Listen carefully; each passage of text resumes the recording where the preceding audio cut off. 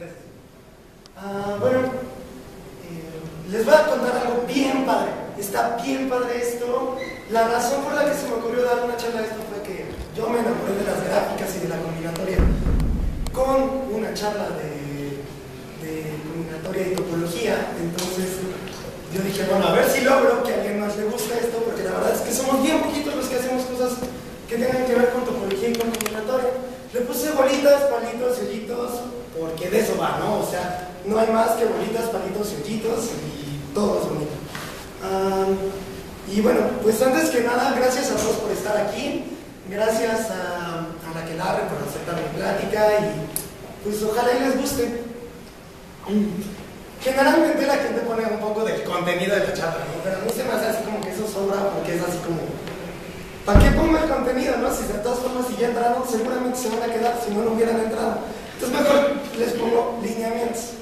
La idea es que esta charla sea amena. Si alguien tiene algún comentario, pregunta así como, y grite así como, tú, detente, y qué pedo, ¿no?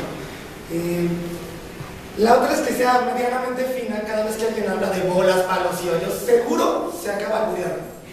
Seguro, o sea, no hay manera de que uno pueda decir esto sin acabarse albureando. Entonces procuren no... yo procuro preparar esto de tal manera que no me alburee a mí mismo, pero es muy complicado. ¿Qué otra? La otra es que soy medianamente mal hablado, entonces espero en Dios que no se me salga una grosería, pero es las putas groserías se salen sin que uno quiera, ¿no? Entonces, discúlpenme de antemano si se me sale. Y bueno, la otra es que sea divertida. La verdad es que esto es muy padre, es algo bien bonito. Entonces, espero al menos, si no causo interés, al menos risa. Bueno, eso es mucho más sencillo. Y disculpen también si tengo algún error de ortografía, pero pues, así pasa, ¿no? No es como que uno los haga a propósito. Bueno, empecemos con la definición de gráfica. Una gráfica es una pareja ordenada, BE, donde B es un conjunto y E son conjuntos de tamaño 2 de el conjunto B. Entonces aquí tenemos un claro ejemplo de una gráfica. Yo no diría, no, pues sí es súper gráfico esto, ¿no? Entonces, pictóricamente le asociamos un esquema a las gráficas y nos ayuda mucho a trabajar en esto, ¿sí? Vamos a poner una bolita por cada uno de los vértices, que es el conjunto B. Aquí están B1, B2, B3, B4. Entonces ponemos una bolita por cada uno de esos y vamos a poner un palito entre dos bolas si tenemos una arista que los contiene. Por ejemplo, aquí tendríamos la lista B1, B2, la B1, B3, B1, B4, B2, B4 y B3, B4, ¿sí? Entonces, a todas las gráficas las podemos ver como un dibujito y muchas veces se acostumbra a referirse al dibujo como la gráfica en sí misma porque contiene toda la información. Sin embargo, podemos tener que varios dibujos corresponden a la misma gráfica. Por ejemplo, si movemos el vértice así, esta es la misma gráfica, es la gráfica anterior, la que como objeto combinatorio son el mismo. Sin embargo, aquí hay dos dibujos distintos de la misma gráfica. Y bueno, generalmente estudiamos propiedades de la gráfica como el objeto matemático abstracto, ¿no? Nos apoyamos mucho de los dibujos, pero en sí todo lo tenemos o lo reducimos al objeto matemático en sí, ¿no? Al objeto combinatorio. Por ejemplo, esta es una demostración muy sencilla. Es como la primera demostración que uno ve en un curso de gráficas de cualquier materia que lleve una embarrada de gráficas. Ves esta demostración. Vamos a definir el grado de un vértice como el número de aristas incidentes a él, ¿no? O sea, en términos de los conjuntos es el número de aristas en las que está.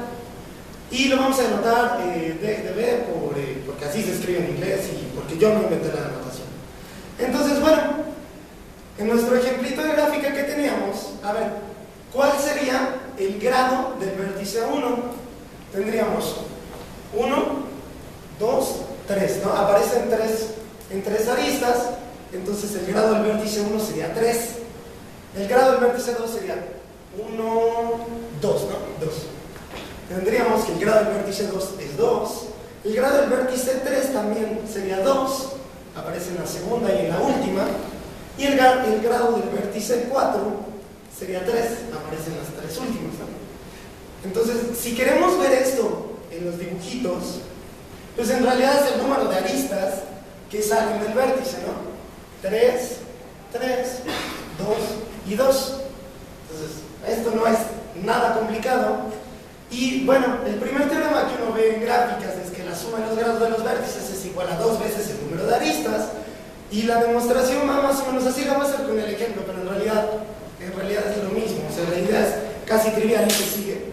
De que, a ver, la suma de los grados de los vértices pues sería la suma del grado de B1 que aparece 1, 2, 3. Notemos que aquí ya contamos esta lista y esta lista, más el grado del vértice B2, que es esta y esta. Notemos que este ya lo contamos 2 veces, ¿no? Cuando contamos en B1 y cuando contamos en B2. B3, que sería esta y esta, de nuevo esta ya la contamos 2 veces, cuando contamos en B1 y en B3. Y B4, que contaríamos 2 veces las últimas 3 aristas. Entonces, pues la demostración se sigue de que las aristas son subconjuntos de tamaño 2 del conjunto de vértices, ¿no? Entonces, si sumamos sobre todas, pues vamos a tener todas las aristas 2 veces, ¿sí? Y bueno, como esta, muchas demostraciones de gráficas son así, ¿no? Al final uno llega de nuevo a la estructura del conjunto de vértices y el conjunto de aristas. Sin embargo, hay problemas que están relacionados con dibujar bonito una gráfica. Y bueno, como en todo, pues lo bonito puede variar, ¿no? Hay gente que pensaría que unas cosas son bonitas, que otras son más bonitas. Entonces, dependiendo de qué es lo que querramos entender como bonito, es lo bonito.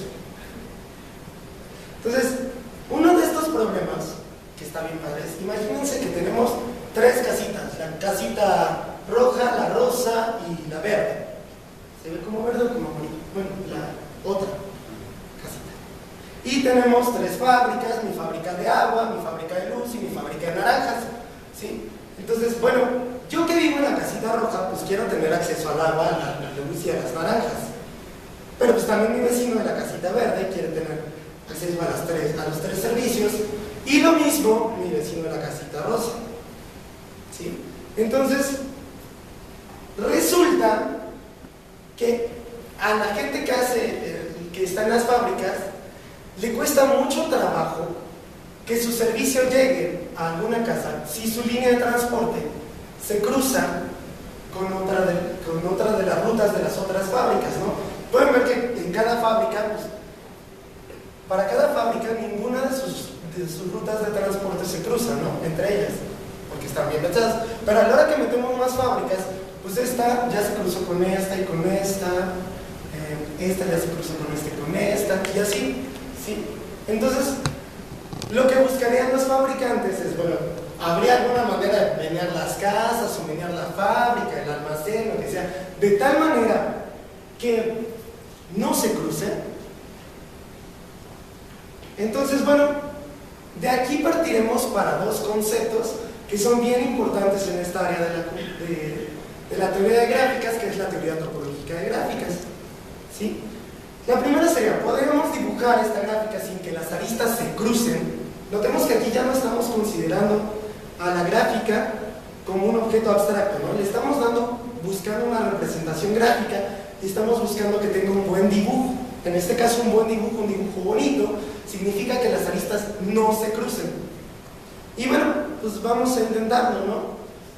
A ver, pues aquí yo tengo mis casas, ahora las represento con un vértice rojo, y mis fábricas con un vértice verde. Entonces, bueno, tal vez si yo meneo este vértice así, pues sí, ¿no? Como que quité varios cruces, si se dan cuenta, este de acá, pues se cruzaba 1, 2, 3, 4, 5 veces. Entonces, como que al yo hacer ese movimiento, pues ya quité un montón de cruces, ¿no? Si se dan cuenta, lo que obtuve, eso tiene mucho menos cruces que lo que tenía antes. Y bueno, tal vez si vuelvo a hacer algo parecido y lo mando para acá o algo así, logre, ¿no? A ver si... Sí, pero ahora generé un cruce que no tenía, que es el de esta arista con este, ¿no? Y entonces uno se pone a jugar, a ver, si yo pongo los vértices en círculos, si los pongo en líneas, ¿cómo demonios le hago, no? Pero pues resulta que no se puede. Esta gráfica no se puede dibujar de ninguna manera, bueno, de manera que no tenga cruces, ¿no? Y voy a dar una casi demostración, y digo casi porque en realidad no es una demostración formal, sino más que nada para que se queden las ideas de cómo se trabaja en esto, ¿no? En realidad esto uno lo puede probar formalmente con la fórmula de Euler y surge así, hacer cuentitas, ¿no? Trivial. Pero la idea detrás está bien bonita. Tenemos nuestra grafiquita, ¿no? Entonces vamos a agarrar 3 aristas y lo que vamos a hacer es vamos a quitárselas, ¿no? Y después las vamos a intentar meter otra vez, ¿sí? Entonces, bueno, como que aquí hay muchos cruces, pero pues, si se dan cuenta como que ya ahí ya deshice todos.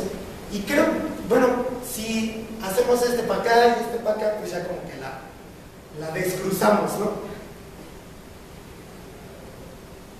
Entonces, ya sí, esta ya no tiene cruces. Entonces, de esta subgráfica ya no hay cruces. Entonces, lo que quisiéramos es, bueno, sabemos que pues, las aristas que faltan son a los antipodales, ¿no?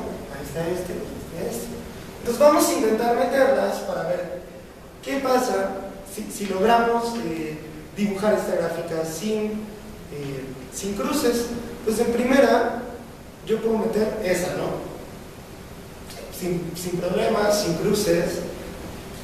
Y puedo meter esta como por afuera, así, aunque le dé vuelta y lo que sea, pero tampoco se cruza, ¿no? Pero ahora fijémonos en esta curva que forman las aristas. Si se dan cuenta, esto es una curva cerrada. Entonces, por el teorema de la curva Jordan, bueno, que en esencia lo que dice es que si tenemos una curva cerrada, todo se divide en lo de adentro y lo de afuera, ¿no? No hay más que eso.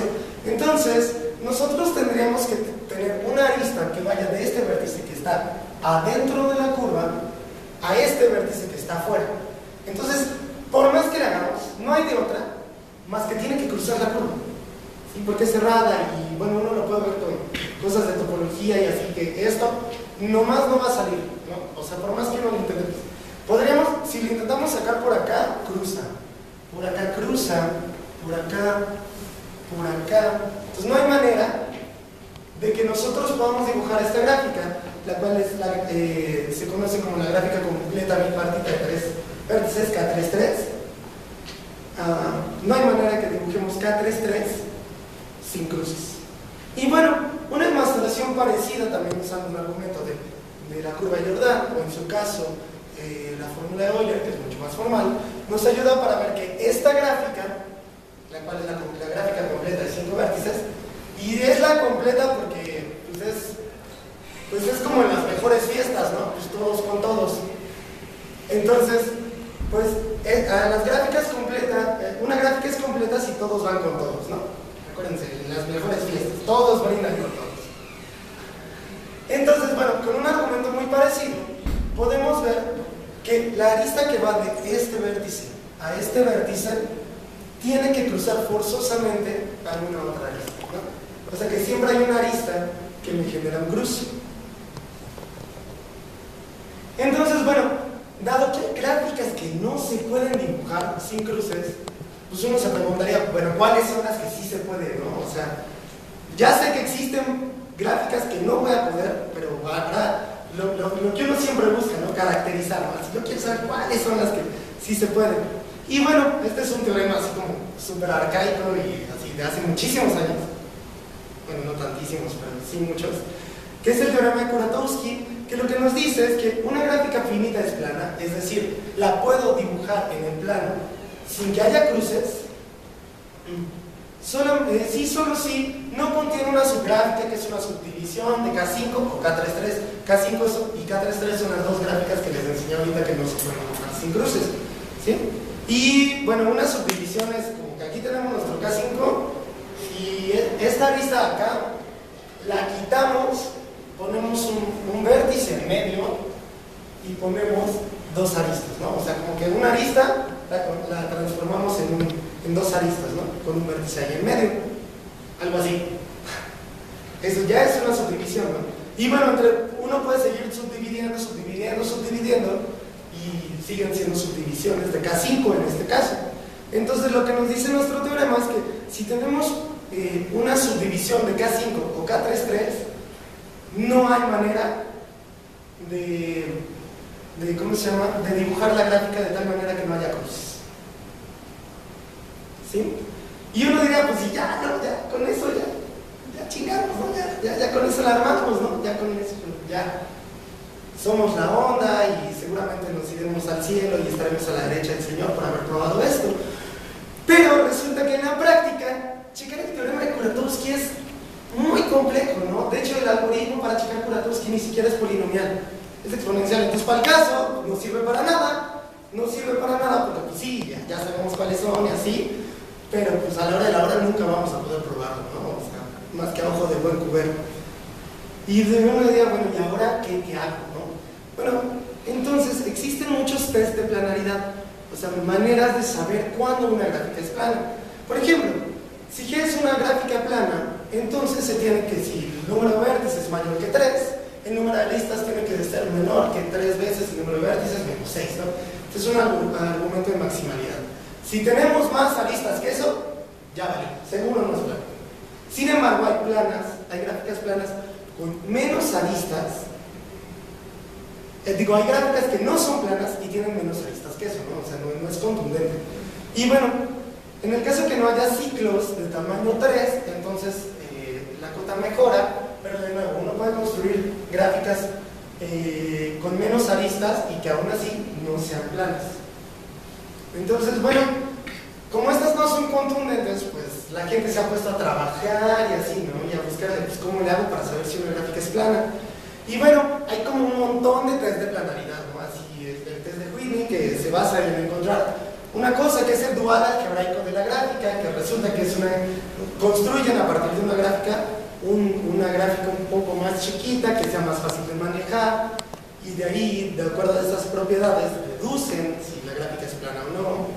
Está el test de McLean, que lo que habla es sobre el espacio de ciclos, o sea, agarran y buscan todos los ciclitos en una gráfica, entonces ven los generadores del espacio de ciclos y de ahí construyen. El espacio de ciclos es una estructura muy rica, ¿no? Con muchas propiedades, entonces basados en esas propiedades deducen si la gráfica es o no plana.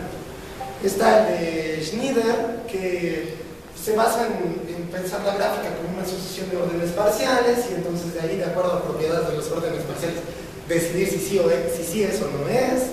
El de Rosenstiel, que se basa en un algoritmo que se llama búsqueda en profundidad, que se hace mucho en ciencias de la computación. En el algoritmo de búsqueda en profundidad lo que hace es generar un árbol, que es como una subgráfica de la gráfica que buscamos, y de acuerdo a propiedades de esa subgráfica deciden si sí es o no es, ¿no?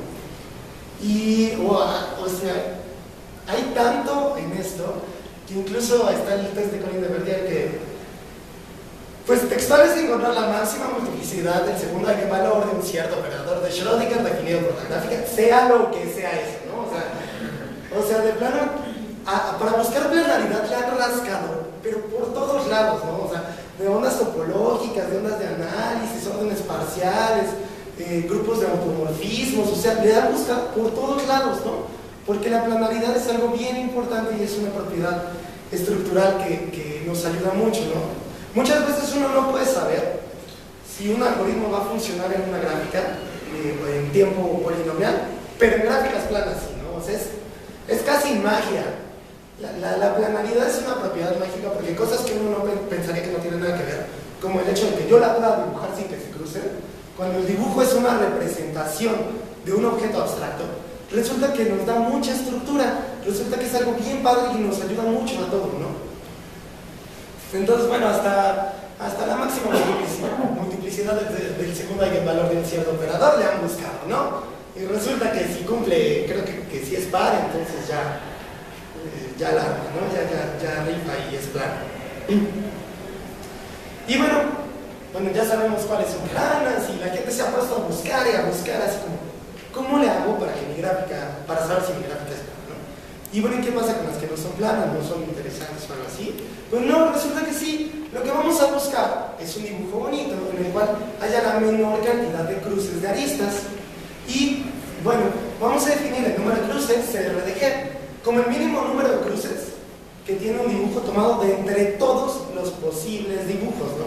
Yo no diría, bueno, pues hay una infinidad de posibles dibujos, ¿no? Agarro un dibujo y le aplico una potencia y sí, ya es un dibujo nuevo, ¿no? Pero resulta que uno puede pensar en las distintas configuraciones topológicas que tienen los puntos, entonces hace el cociente y ya nos queda un número finito, ¿no? Hay un número finito, para cada gráfica hay un número finito de dibujos topológicamente distintos, ¿no? O sea, que los cruces no sean esencialmente el mismo, lo que sea que esencialmente signifiquen. Entonces, pues como es finito, pues uno puede buscarlo y está bien definido y todo el kit, ¿no?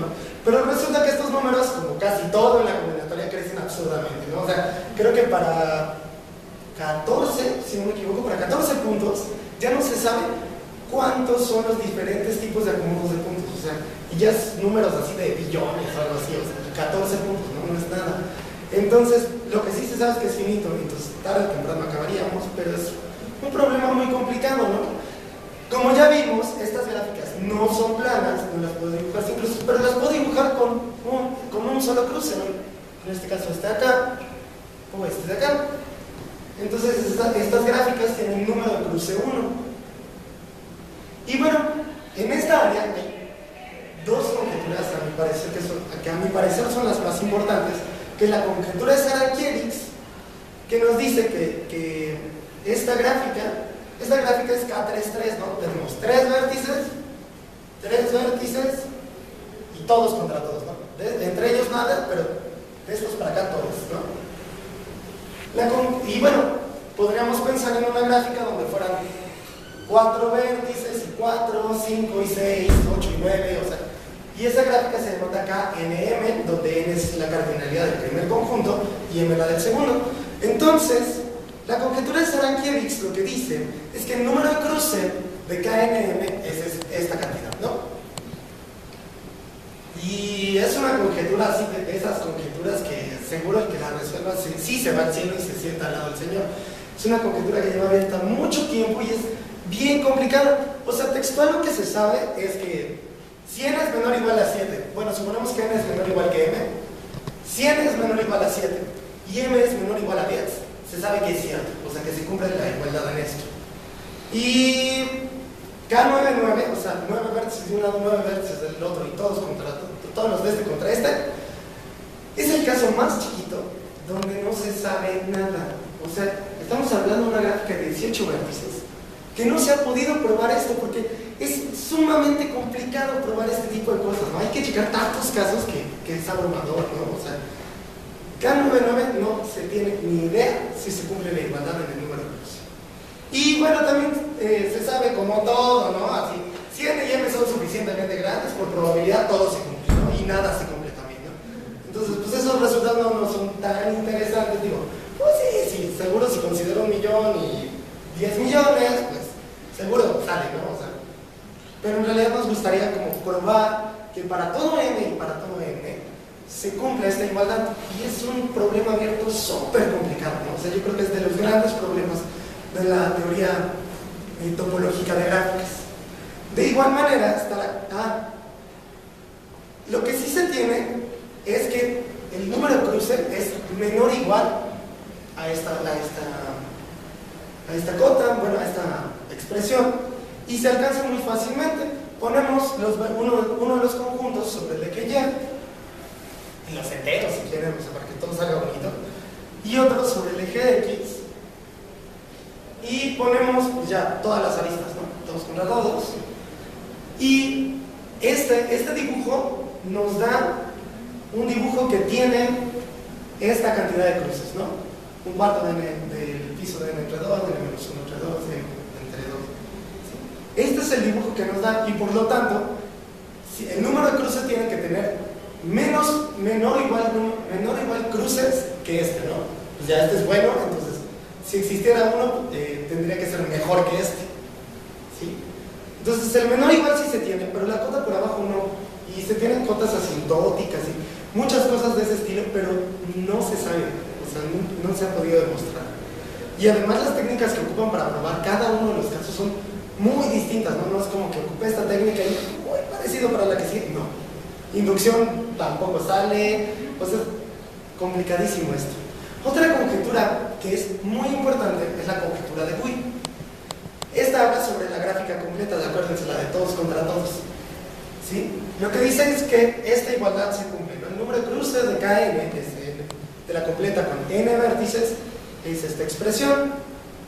¿Sí? Y bueno, para esta se sabe que es cierta para n menor o igual a 12. O sea, para 13 vértices ya, creo que para 13 vértices la aprobaron el año pasado, pero no la han publicado. Entonces, hasta ahorita nada más se sabe para n igual a 2, menor o igual a 12. Y de ahí en fuera no se sabe nada de la conjetura de Boole. O sea, y se probó para n menor o igual a 10, y para 11, sí, para 11 y para 12 se probó con técnicas súper distintas y que textual el autor pone en el artículo así como de, y no creemos que esto sirva para ningún otro número, ¿no? O sea, textual así. Y esta cosa tiene una particularidad bien padre, que es que cuando uno intenta hacer inducción para intentar probar esto, resulta que uno sí puede, si tienes el caso impar, sí puedes construir el caso par, ¿no? O sea, si conociéramos el de K13, también podemos conocer el de K14. Pero a la hora que tenemos el caso par, no podemos construir el caso impar, ¿no? Decían que es como hacer inducción con una pierna nada más, ¿no? O sea, en vez de caminar inducción, pero con una pierna, ¿no? Entonces no se puede, ese es uno de los principales problemas. Y bueno, se conocen muchas cosas, ¿no? Es como que si tienes un dibujo bonito, seguro lo puedes extender a una completa que tenga 2 a la n vértices. O sea, se conocen como muchos detallitos, pero así puntualmente no se conoce para menos de 12. Y bueno, un dibujo que más o menos rescata la idea es que se supone que, imagínense que agarran un cilindro, ¿no? Y lo aplastan de alguna manera y se van haciendo como circuitos. Entonces resulta que uno pone en el cilindro, va poniendo los vértices de esta manera y luego los que siguen así. Y ese dibujo es bueno en el sentido que alcanza este número de cruce. Entonces de nuevo se conoce el mayor igual, pero no conocemos una cota por abajo que nos dé este número de cruce. Y bueno, tampoco se sabe para generalizaciones de cubos en más dimensiones, para productos de ciclos. O sea, estos problemas son súper difíciles, están abiertos y son bien bonitos de trabajar, porque no se van a trabajar y dicen, bueno, y si le meto tantito, y si le hago por acá. O sea, hay como mucho por donde explorarle, ¿no? Y con muchas técnicas muy distintas. Pero bueno, regresemos a nuestro problema. Yo les dije que de aquí pues iban a derivar como dos conceptos bien importantes de ¿cómo se llama?, de teoría topológica de gráficas.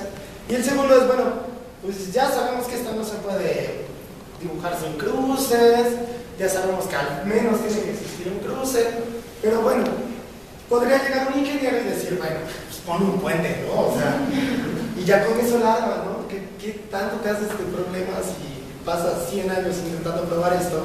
Si puedes poner un puente y ya con eso acabas, ¿no? Entonces, la idea de esto es como permitir que haya niveles donde pasen las aristas y pues ya, así acabamos, ¿no? Una por arriba, otra por abajo y tan tan. Y bueno, esto en topología pues es ponerle hoyos a una superficie, ¿no? Yo no diría, pues sí, ¿no? Hacer puentes es poner hoyos, ¿no? Pero para los topólogos sí es lo mismo, ¿sí? Entonces, a mí me gusta, en vez de pensar en hoyos, que me remite a otras situaciones, me gusta pensar en asas, ¿no? Como en asas de una taza. ¿Sí? Entonces, bueno, imagínense que tenemos un cruce de esta manera. Pues uno agarra, le pone un asa y manda una arista por abajo y la otra por arriba, ¿no? Y ya quitamos un cruce, así de sencillo. Entonces, a ver, para esto nos conviene más pensar el plano como la esfera, ¿no? Mediante la proyección estereográfica uno manda el plano a la esfera y pues ya tenemos como masita de dónde agarrar y de dónde hacer hoyos, ¿no? Entonces, como estamos hablando de superficie, lo que quiero primero es ¿qué es una superficie? ¿Qué es lo que yo voy a entender como superficie?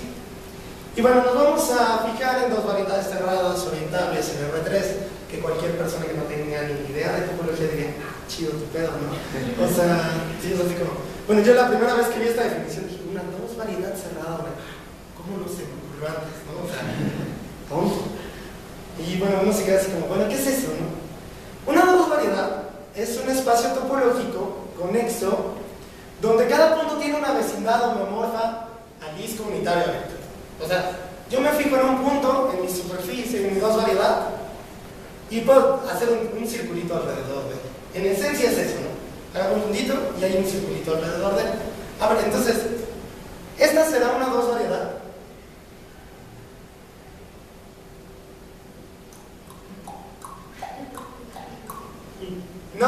No es una dos variedad. Si yo me fijo en este puntito, no hay manera que yo haga un circulito alrededor de él. Por más que lo intente, en el punto de aquí en medio, ¿no? Porque está así como todo cruzado feo. Entonces no hay manera. Esta acá será una dos variedad.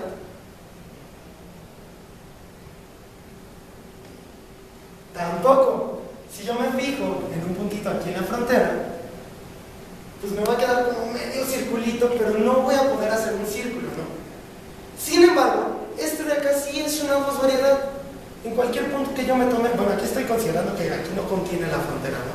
Entonces cualquier punto que yo me tome, puedo dibujar un circulito así. Incluso si fuera un punto así muy cercano, pues agarro la mitad de la distancia entre ese punto y la frontera y pues ya hago mi circulito, ¿sí? Entonces, estas dos no son dos variedades, pero está acá sí. La segunda cosa que ocupé para definir lo que yo entendía por superficie era que fuera cerrada, que contiene a su frontera. Entonces, a ver, ¿este contiene a su frontera? Sí, ¿no? O sea, cualquier puntito está contenido ahí. Sin embargo, en este de acá no, pues ahí le pinté como un huequito, como que le robé a la esfera, y pues aquí no contiene a su frontera. O sea, todos los puntos de acá están en la frontera, pero no están dentro de la superficie. De igual manera, en nuestro plano no contiene a la frontera. Y bueno, la tercera es que sea orientable. De todas las propiedades, esta es como la más complicada de definir. Pero hay una definición que me gustó y que sirve mucho en gráficas, que es esta. Para cada curva cerrada sobre la superficie, cualquier curva cerrada que yo dibuje en la superficie, lo que va a la derecha al caminar por la curva, siempre está a la derecha, ¿no? Entonces, agarro, estoy en una curva cerrada y yo veo a la derecha, así, el centro de la curva. Entonces, si sigo caminando y regreso como es cerrada donde inicié, lo que yo empecé viendo a la derecha sigue estando a mi derecha, ¿sí? Entonces, yo no diría, ¿y cuándo no pasa eso, no? Pero pues resulta que hay cosas súper bizarras en superficies, en las cuales sí pasa que uno empieza viendo las cosas a la derecha y ya cuando regresas ya estás como, ¿qué pedo? Está a la izquierda, ¿no?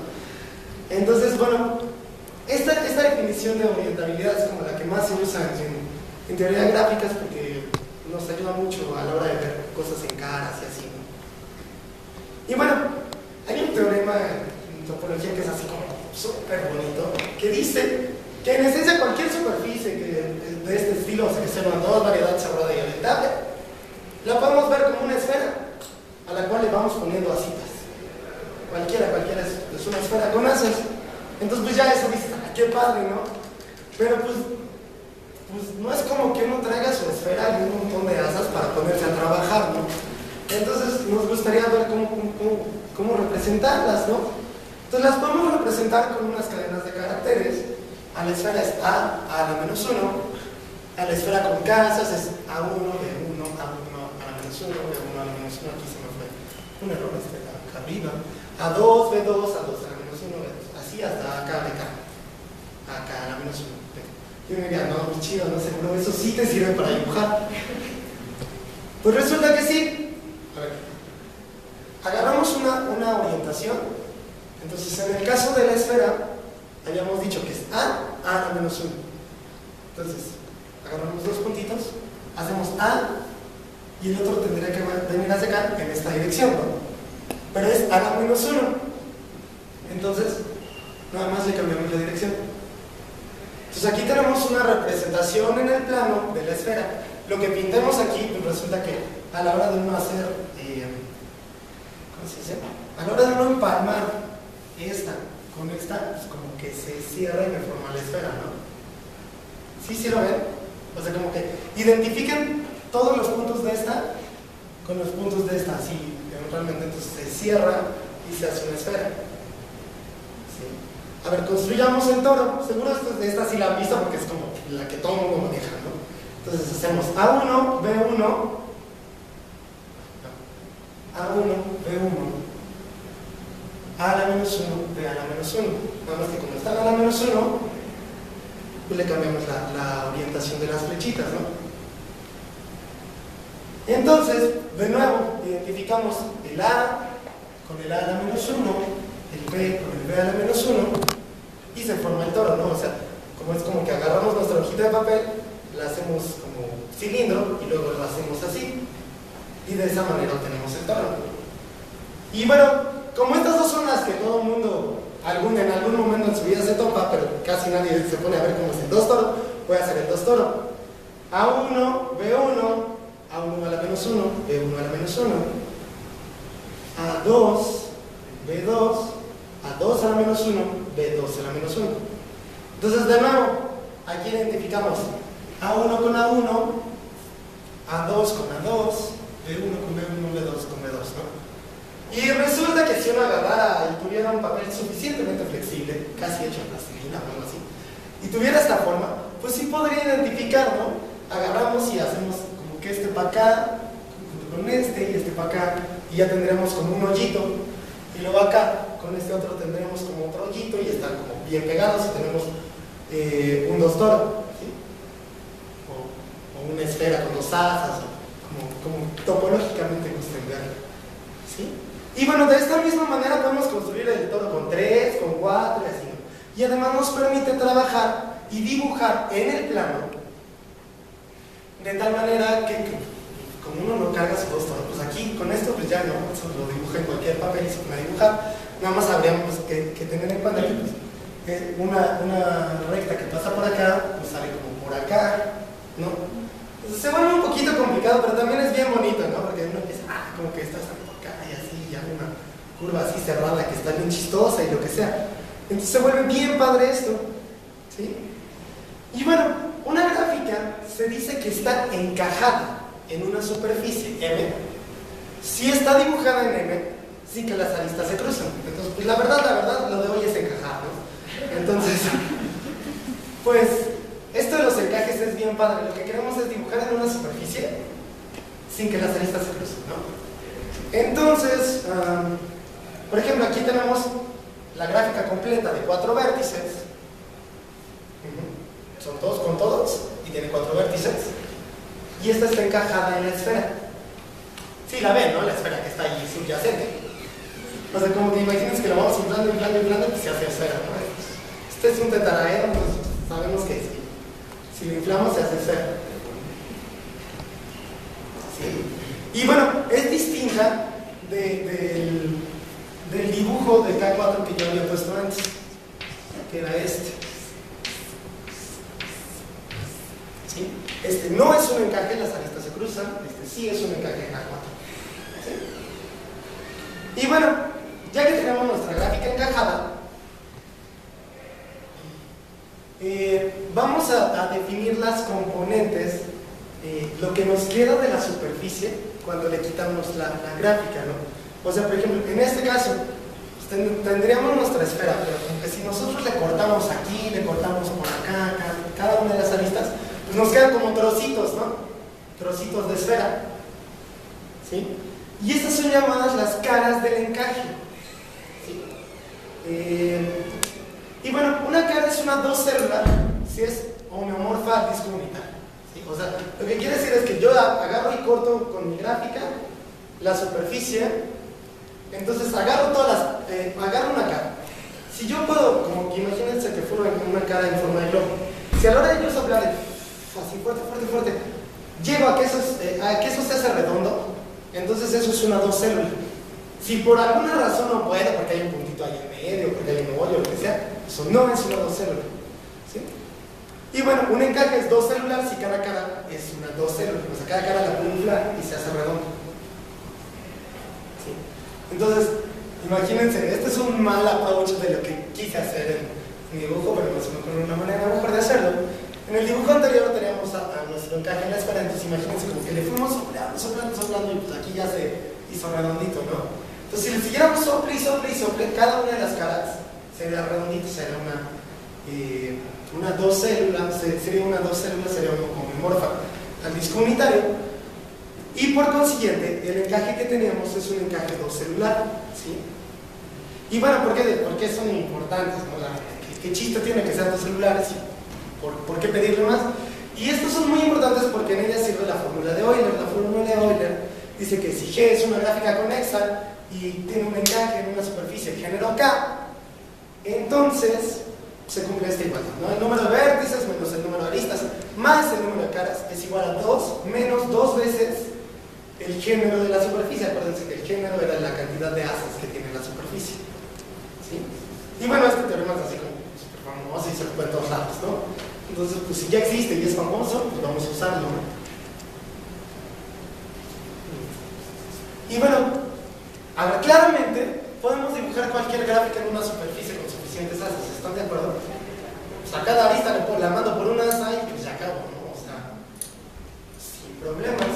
Pero entonces lo que nos interesaría, pues sería más bien buscar el menor número de asas que necesito, dada una gráfica, para dibujarla sin que se cruce, ¿no? Pues, dado que ya sé que con suficientes asas todo lo logro, pues ¿cuál es el menor, no? Siempre hay que buscar el menor. Entonces vamos a definir el género de la gráfica como el mínimo de los géneros de las superficies en las cuales G puede ser encajado, ¿sí? O sea, agarro todos los posibles encajes de mi gráfica en todas las posibles superficies de este sentido y defino el género como el mínimo de los géneros de las superficies, ¿sí? Y bueno, vamos a decir que un encaje es minimal cuando está encajada en la superficie que realiza el género, ¿no? O sea, si yo sé que el género de mi gráfica es 2, entonces un encaje es minimal si está en el 2 todo, ¿sí? Nada más es un poquito de notación. Bueno, hay un teorema súper fuerte que es como la piedra angular de todo esto, y es que todo encaje minimal es dos celular, ¿sí? O sea, todo encaje minimal, las caras son homomorfas al disco, y por lo tanto cumple con Euler. Y Euler lo que nos ayuda es como a quitarle un poquito la topología y volver las cosas como más combinatorias, más algo que podamos manejar, porque bueno, a veces la topología se complica muy feo, ¿no? Sin embargo, existen encajes dos celulares que no son minimales, ¿no? Que es de la otra, ¿no? Si fuera un sí, solo sí, pues ya acabamos y seguramente no estaría hablando de esto porque ya estaría resuelto. Pero resulta que existen encajes dos celulares que no son minimales. Y pues ahí todo explota, ¿no? Este es un encaje dos celular de esa gráfica, K4, pero no es minimal, porque ya vimos que la podemos meter en la esfera, ¿no? Y esta está en el toro. Pero sí es dos celular. A ver, este tiene dos caras, ¿no? Tiene esta, que bueno, si la inflan sí pueden ver cómo se hace como un disquito unitario, y tiene otra cara que es de aquí va para acá, para acá, para acá, para acá y regresa, ¿sí? Y esa otra cara también es dos celular. Uno puede ver que si la infla se hace como un disco unitario. Entonces este encaje sí es dos celular y no es minimal, ¿sí? Y pues esa fue como la piedra angular de todo esto, pero muchas veces las imágenes y la topología nos estorban un poquito, ¿no? Entonces Edmonds probó en 1960 y tanto, si no me equivoco, dio una especie como de transformación, ¿no? Que nos lleva un dibujo a un objeto combinatorio, ¿no? Entonces imagínense que enumeramos nuestros vértices, ¿no? 1, 2, 3, 4, ¿sí? Entonces lo que define es los sistemas de rotaciones. Los sistemas de rotaciones definen completamente el encaje. A ver, fijémonos en el vértice 1 y agarremos la orientación, una orientación en sentido regular, ¿no? Entonces, ¿cuáles vértices? Bueno, las aristas nos van a marcar. Del vértice 1 sale una arista al 2, ¿no? Luego en esa misma rotación, pues nos fijamos en un disquito aquí, esta va para el 2, esta va para el 3 y esta para el 4, ¿no? Entonces eso nos da lo que se conoce como la rotación del vértice 1, ¿sí? Que es el 1 va 2, 3 y 4, ¿no? Notemos que estas rotaciones son cíclicas, ¿sí? O sea, bien podría haber yo puesto 3, 4, 2, y pues es la misma, ¿no? Porque la orientación ya la elegimos. Entonces estas son permutaciones cíclicas, por alguna manera de decirlo. Y bueno, a ver, chequemos. Para el vértice 2 sería 1, 4, 3. ¿Sí? ¿Sí lo ven todos? Para el vértice 3 sería 1, 4, 2. Y para el vértice 4 sería 1, 2, 3. ¿Sí? ¿Sí? Entonces resulta que esto que se conoce como el sistema de rotaciones del encaje nos define completamente el encaje, y cualquier otro encaje con ese sistema de rotaciones es esencialmente el mismo, ¿no? Topológicamente el mismo. Más aún, lo que prueba Edmonds es que si uno desacomoda esto, así horrible, produce otro encaje, tal vez en otra superficie, tal vez en la esfera, tal vez en el 3 torno, por lo que sea, pero es otro encaje, ¿no? Y que hay una biyección entre estos sistemas de rotaciones y todos los encajes posibles de la gráfica en las superficies en las que quepan, ¿no? Dos celulares, eso sí. Entonces, pues si se dan cuenta, con esto ya prácticamente le quitamos toda la topología a los dibujitos y lo reducimos a un ¿cómo se llama? A un objeto combinatorio con el cual pues ya es más fácil trabajar medianamente, ¿no? Porque bueno, esto también, pues, imagínense que esto es como una matriz, o sea, ya para gráficas más grandes, esto es como una matriz, pero en vez de que sea una matriz así, como que es tubular, ¿no? O sea, como que es un cilindro, una matriz cilindro, o algo así, ¿no? Y cada uno de los renglones le podemos dar vuelta así, acomodarlos a lo que gustemos. Pero lo importante de esto es que nos dice todos los encajes posibles, ¿no? Entonces, cuando uno intenta buscar el género mínimo de una gráfica, pues muchas veces acaba buscando entre todos los sistemas de rotación posibles cuál es el que me da el género mínimo. Y bueno, él da un algoritmo para a partir de estos reconstruir el encaje, ¿no? O un encaje topológicamente igual. Y esta es como la herramienta más fuerte que se tiene ahorita para los encajes. Y bueno, de la misma manera en la que definimos el género mínimo, pues uno podría pensar, bueno, si le puedo poner tantas aristas como yo, tantas asas como yo quiera, pues no tiene sentido pensar en el género máximo, ¿no? Pero resulta que a la hora que uno va metiendo asas, se pierde tarde o temprano la propiedad de ser dos celular, ¿sí? Pues ya quedan hoyos en las caras, y eso ya, aunque lo infles, no se forma un disco, ¿no? Me queda un disco con un hoyito ahí metido. Entonces, ahí sí ya tiene sentido preguntarse, bueno, ¿cuál es el máximo de los géneros entre todas las superficies en las que G tiene un encaje dos celular? ¿Sí? Y bueno, este también es un problema súper interesante, así como el otro es así difícil, ¿no? Es como el mínimo, ver cuáles pongo más y más, de tal manera de que no pierda dos celular, también es un problema bien interesante y bien bonito, porque pues, uno dice, ay, a ver, si le pongo uno más, de repente chino, así como, ya la perdí, ya esta cara no es una dos células, ¿no? Pero resultó que tal vez para otra lista, si yo le hubiera puesto un asa, pues ahí sí, ¿no? Entonces, está muy padre, ¿no? Y bueno, además, resulta que una gráfica tiene un encaje dos celular en una superficie de género K, sí, solo sí, está entre el mínimo y el máximo, ¿no? Entonces, para cualquier superficie de género entre el mínimo y el máximo, existe un encaje dos celular de la gráfica. Entonces, eso nos lleva a estar brincando entre superficies así bien cañonamente, porque pues así como si le pongo un tantito más ya sé que sí se puede, o si le pongo un tantito menos, sí se puede, ¿no? Y bueno, en este tema hay como mil cosas, mil preguntas abiertas, ¿no? Por ejemplo, si le quitamos una arista a la gráfica, bueno, no se sabe cómo se comporta el género, ¿no? O sea, y eso es una de las preguntas así como que primero se me ocurriría, ¿no? Así como, bueno, si tengo muchas aristas, al parecer eso me aumenta el género de la gráfica.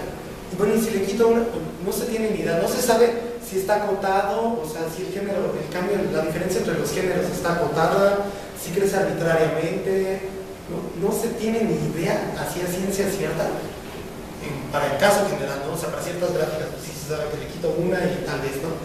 Pero a ciencia cierta, no se sabe cómo se comporta el género al borrar una arista, ¿no? No se sabe, si agarro mi gráfica completa, ¿sí? No sé, si agarro mi gráfica completa,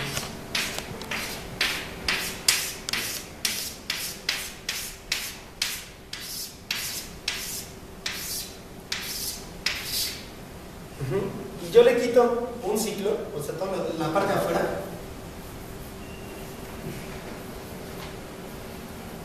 Mi dedo borra casi nada. Bueno, si yo le quito como todo lo afuera y nada más me fijo en lo que queda adentro, bueno, de eso no se tiene ni idea de cuál es el género, ¿no? O sea, le estamos quitando unas cuantas aristas y ya no se sabe de ese caso particular, y se ha estudiado mucho, cuál es el género. O sea, se conoce para ciertos valores de n, y si n es congruente con 1 módulo 142, cosas así, ¿no? Pero en general no se tiene ni idea de cómo se comporta el género de ese. Y este es un problema abierto bien bonito y que se ha trabajado muy poco. Y bueno, uno diría, bueno, ya vimos que podemos dibujar en superficies, en el plano, ¿dónde más podemos dibujar, no? Pues aquí el chiste es dibujar. Bueno, uno diría, bueno, en el espacio podemos dibujar y habrá gráficas que se crucen, ¿no? Pero resulta muy sencillo.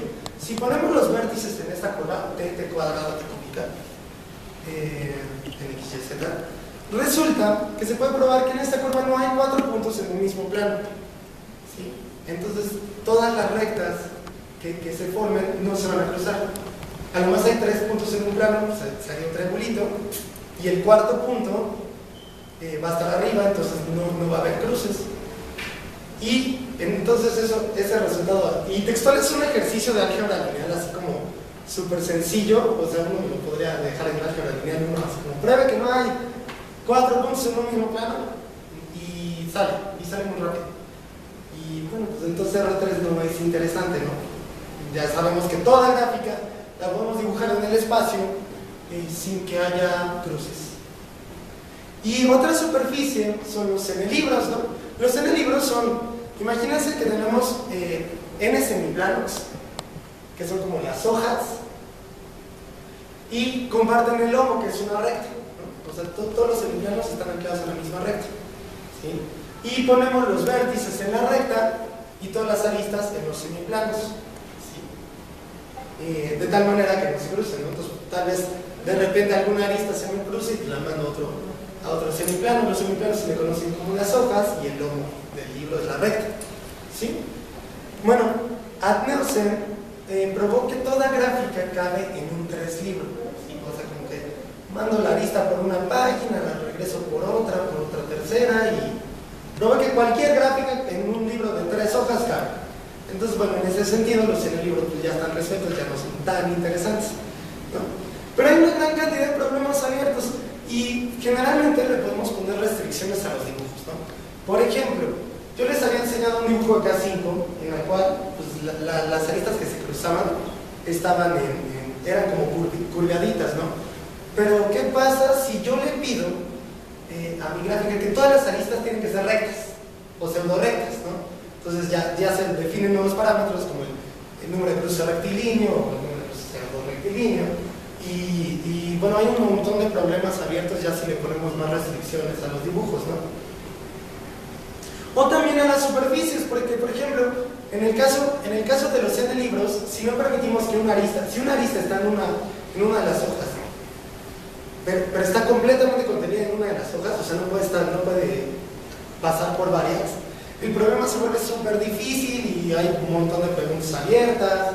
¿Qué más? Si pedimos que dada la configuración de puntos las aristas sean geodésicas, en la superficie también hay un montón de preguntas abiertas. O sea, hay de todo, más. Y cualquier variación que uno le haga es un tema nuevo y seguramente inexplorado, lo cual está bien padre porque permite a uno que pues, apenas se va integrando a la teoría, pues proponer un pequeño cambio y resulta que no hay nada hecho y pues, lo que uno saca es ganancia, ¿no? Lo que uno saca es nuevo y es innovador y wow. Entonces, eso es otra cosa que tiene la teoría topológica, que es pequeños cambios generan ahora sí que en la redacción del problema generan grandes cambios en la teoría, ¿sí? Entonces es otra de las cosas bonitas. Y bueno, muchos problemas. Algo que se estudia mucho son, ubican lo que son las gráficas de Gauge de los grupos, pues estudian los encajes porque resulta que están muy relacionados los grupos, bueno, las gráficas de los grupos y las superficies, ¿no? Y uno puede definir el género de un grupo como el mínimo de los géneros, ¿cómo se llama? Que haya un encaje de la gráfica y bla, bla, bla. Y bueno, ahí esto se pone padrísimo porque además le estamos aumentando toda la potencia que tienen los grupos, ¿no? Todas las herramientas de grupos a esta onda topológica y de gráficas. Y bueno, eso es todo otro tema, es también súper bonito. Y algo importante que les quiero dejar con la idea es que en esto entran como muchas áreas, ¿no? O sea, porque pues, muchas veces uno dice, ay, eso es combinatorio y tal, ¿no? Pero pues entra como mucha topología, mucho de análisis, mucho de grupos, o sea, entra como de todo un poco. Este es un área bien rica porque además te ayuda a uno, por ejemplo, yo que nada más hago combinatoria, te ayuda a conocer como un poquito de todo lo demás, ¿no? Que también a veces uno tiende a encerrarse en su radio épsilon de confort y no aprender nada más. Y esto es bien padre porque te obliga, ¿no? O sea, llega un momento que dices, la combinatoria no me alcanza y necesito más. Y bueno, un poquito de las aplicaciones, ¿no? Porque pues típico que uno está así platicando con los amigos, lo que sea, llega y que no es matemático, que nada más pregunta así como, ¿y eso para qué te sirve? Y dices, pinche macro, ¿no? Ya va. Pero además dices eso porque no tienes ni idea de para qué sirve, ¿no? Y uno se la saca de, no, sí, esto tiene muchas aplicaciones, desconozco, ¿no? Pero muchas aplicaciones, seguro, ¿no? O sea, lo que hago debe de servir para alguien, ¿no? Entonces, bueno, como generalmente no sabemos para qué sirve, me di la tarea de investigar un poquito para qué sirve la teoría topológica. Y bueno, la principal aplicación de esto es imprimir circuitos electrónicos. O sea, ustedes han visto los microprocesadores o cosas así, pues son como puntitos y rayitas, o sea, pelitos y bolitas y pues el diseño es una cosa carísima, ¿no? Hacerlos es como muy barato, muy barato porque todos los componentes son realmente baratos. Lo caro de los circuitos electrónicos es el diseño, ¿sí? El problema aquí es que queremos imprimir, que en una terminología en la que estemos familiarizados, imprimir significa dibujar un circuito, que es una gráfica, en una tarjeta de circuitos, que es una superficie, ¿sí? Sin que haya cortocircuito. Resulta que en nuestro circuito pues hay como palitos y palitos, y los palitos se cruzan. En algún momento puede haber un cortocircuito, todo explota, la gente muere, no sé, sí, ¿no? O sea, es brutal. Entonces lo que buscamos es que no haya cortocircuitos, o sea, no haya cruces de aristas, ¿sí? Y el problema que se busca resolver es el menor número de hoyos que deben perforarse en la tarjeta. No sé si han visto que las tarjetas de repente tienen como hoyitos, ¿no? Bueno, eso es porque, por lo mismo, ¿no? O sea, le estamos agregando hoyitos para que no haya cortocircuitos.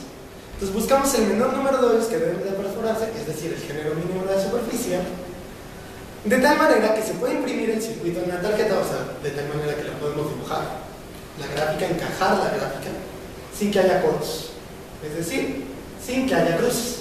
Y uno diría, bueno, ¿por qué, no? ¿O para qué? ¿Y por qué el menor, no? Pues resulta que a la hora, bueno, si bien el costo es barato, pues como se producen en masa, pues son costos grandes, ¿no? Y cada vez que hacemos un hoyito en nuestra tarjeta de circuitos, le tenemos que agregar un montón de compuertas lógicas y de varios componentes para que nuestra tarjeta siga teniendo la misma funcionalidad. Entonces, pues ya, en el momento que hacemos un hoyo más, nuestra ganancia se pierde, ¿no? De alguna manera, un cachito de ganancia se pierde, porque pues hay que agregarle un montón de componentes y hay que rehacer gran parte de la gráfica y cosas así. Entonces, por eso es que se busca el mínimo, ¿sí? Y bueno, eso es todo. Muchas gracias.